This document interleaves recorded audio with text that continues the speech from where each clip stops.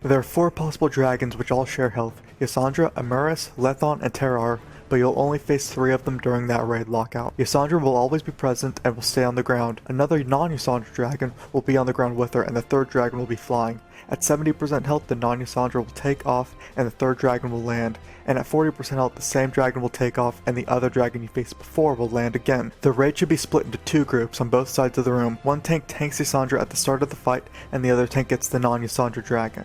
Each dragon puts a stacking debuff on the group closest to it, which deals damage. Once your group gets to 7 stacks, taunt switch the dragon so each group is now getting stacks of the new dragon. You never want this debuff to get to 10 stacks. DPS and heal should not stand in front of the dragons because of the AoE breath cone. Now each dragon has their own set of abilities that they cast when they're active, and a new set of abilities on Heroic that they cast while in the air, except Yasandra casts her new ability while she's on the ground because she never goes in the air. Yasandra casts a Nightmare Blast which fires projectiles at random players around her. Get out of this, it will then spawn a Nightmare Bloom. Someone has to stand on this Nightmare Bloom or else it will spawn adds that can overwhelm the raid. On Heroic, the tank should pick up any adds that spawn from this bloom because they cause nearby players to deal 50% less damage. When Yasandra reaches 100 energy, she calls a Defiled Druid Spirit. The group on Yasandra's side should spread out because the Druid Spirit will root 2 random members in place and anyone around them. After 6 seconds, these 2 will take heavy damage if they don't move out of the big purple circle on the ground. Therefore, they should be dispelled so they can move. Amuris will spawn 2 slime-like Essence of Corruption every 30 seconds which need to be killed.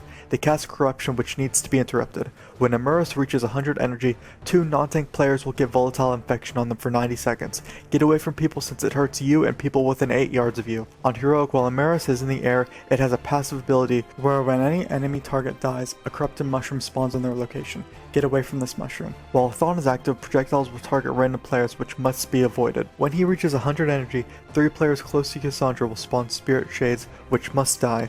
If they reach Lethon, it heals all dragons. On Heroic, while Lethon is in the air, he targets 2 random members on the same side of the room with Shadow Burst. After 10 seconds, the 3 nearest players to those 2 will take low damage, but their movement speed will decrease by 10% for 21 seconds, which stacks. Healer should dispel if these stacks get high, and if the dispel isn't needed to get people unrooted. While Terrar is active, there will be sleeping fog around the room which no one must stand in. I'll let you guess what that does if you stand in it. When Terrar reaches 100 energy, he spawns 2 copies of himself, which should be faced away from the raid and should be killed. On Heroic, every 45 seconds while Terrar is in the air, he casts Bellowing Roar, which fears everyone for 3 seconds and reduces their movement speed.